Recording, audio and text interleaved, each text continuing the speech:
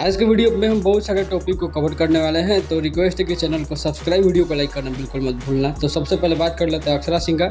अक्षरा सिंह अभी अमेरिका में है और वहाँ पे Bihar Jharkhand association of north America के द्वारा वहाँ पे गई थी प्रोग्राम करने, और अपने पार्टनर से रिलेटेड बहुत सारे सवालों का उन्होंने जवाब अपने स्टोरी पे लगाया है। साथ में उन्होंने भोजपुरी की सिंगर है अनुपमा यादव, उनको भी विश किया, बर्थडे आज उनका।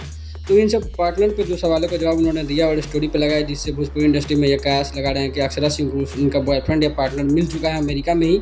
दूसरी अपडेट है कि आज जो है समर सिंह का भी बर्थडे है और हमारे भोजपुरी के ट्रेंडिंग स्टार खेसारी लाल यादव, इनका सालगिरह है शादी का।